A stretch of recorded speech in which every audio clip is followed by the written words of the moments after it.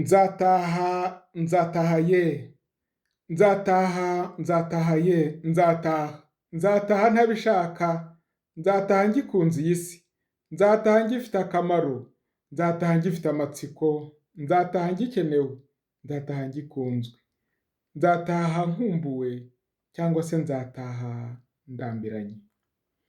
Hari uzabara umwe, babiri, batatu, yewe benshi. Hari uzishima niba n'uwo nta gahinda nzamusigira. Hari uzaruhuka uwo ni njye. Hari uzabibazwa azababarirwe. Hari ibyo nzasiga ni ibisanzwe. Erega ni igihe nuko bitamenyerwa. Erega hapfa uwavutse. Erega uriho wese arakuze byo gupfa. Erega imbere y'urupfu turangana. Erega byose ni amahirwe. Ugiye uri muto ntiwagaraguritse. Ugiye uri muto ntiwaruhanyije. Ugiye uri muto utashye ukiri nk'intare. Ugiye ukuze ntiwakenyutse. Ugiye wararembye uraruhutse. Ugiye wararwaraguritse uruhuye benshi. Ntacyo ntakoze ngo nduhunge. Ntacyo ntakoze ngaburira iyi nda. Ntacyo ntakoze mfata za regime.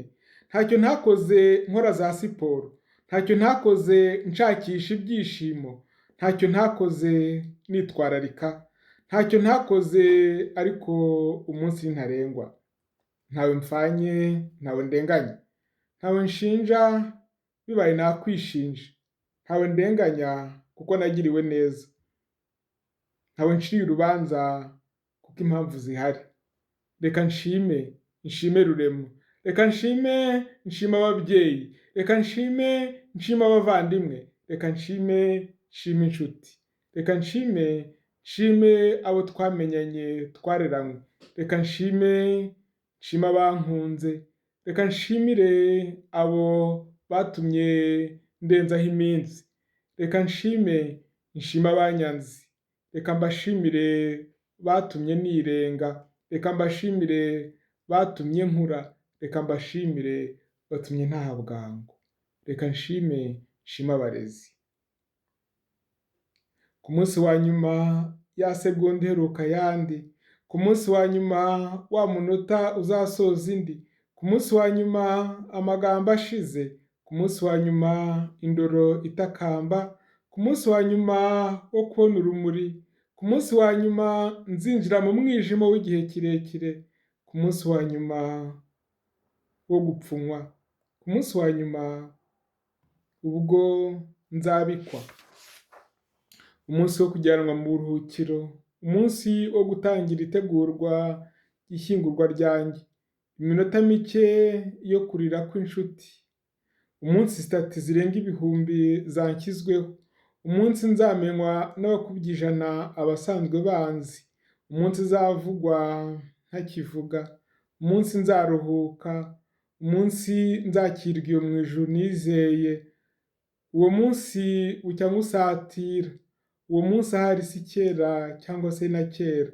Uwo munsi icyo nsindi ntarengwa. Yezu urambe hafi. Yezu urandinde gutungurwa. Mubyeyi Bikira Mariya uzanshyire mu gishura cyawe. Nkomereze ibisingizo iyo mu ijuru. Ntaramane n'abamarayika n'abatagatifu. Iwabo w'amanywa, iwabo w'urumuri. Ahazira indwara y'ubudapfa. Aho nzasanga inosa kubw'Imana. Aho nzasanga mama Koreta. Nzagenda ye. Bwije cyangwa mu gitondo. Mu ijoro cyangwa ku manywa nzagenda ye. Abankunda ibibi byanjye ni byinshi. Abankunda mbaragije umutwaro. Abankunda muzambere mu mushiki. Abankunda muzanyusirize. Ntwari ndatabaye. Padiri Bugingo Maxime. Uwo muvugo nawuhimbye kuwa gatandatu tariki 20 z'ukwa 12 2025 isaa 7:42. Tujye tuzirikana ku rupfu ko niyo maherezo yacu.